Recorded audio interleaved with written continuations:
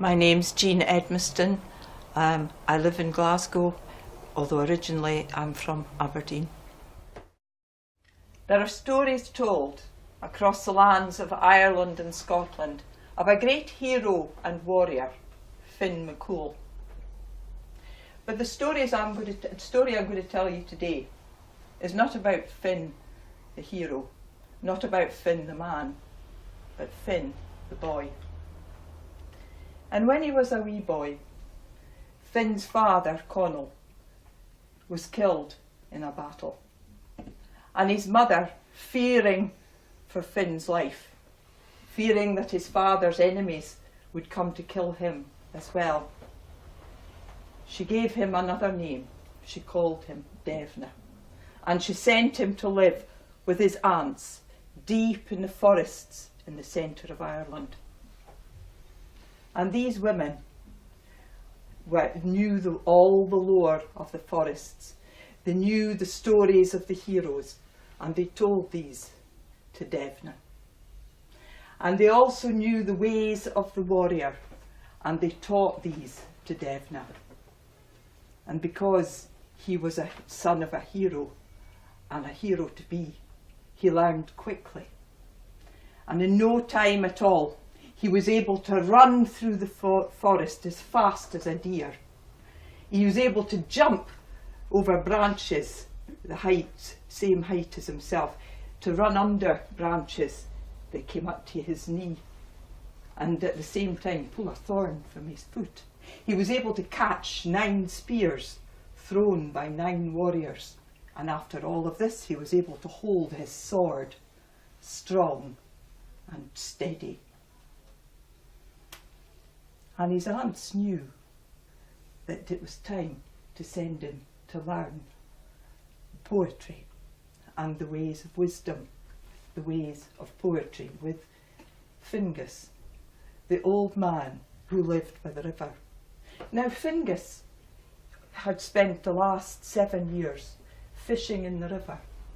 He had dreamed that there was a great salmon swimming in this pool in the river.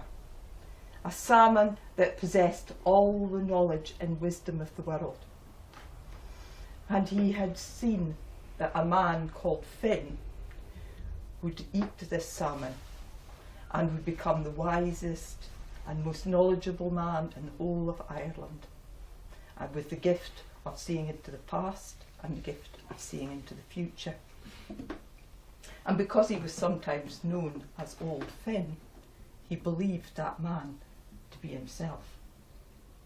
And when Devna came, he was pleased to have a companion, a young man so tall and so versed in the ways of the warrior.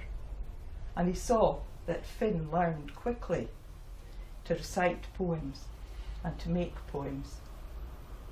And he taught him how to live in the woods and how to cook and how to fish. And he set Finn the task of catching this great salmon. And Finn cast his nets into the pool.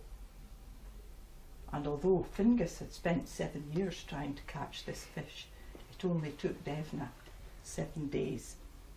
And he pulled the net from the pool, and there was a great fish. Its scales gleamed in the sunlight. And Fingus looked at it, and he knew that this was the salmon of knowledge, the salmon he had dreamed of. But he said nothing to Devna. He just said to the boy, "Take the fish, cook it for me. I'm tired now, I'll rest. But mind you, do not eat a single morsel of this fish. Do not even taste of this fish. And when it's cooked, bring it to me." So Devna prepared the fire, and he set the stones round the fire, and he laid the salmon on the stones to bake. And in no time at all, the skin was bubbling and the fish was cooking on the stones. And he reached down and he turned it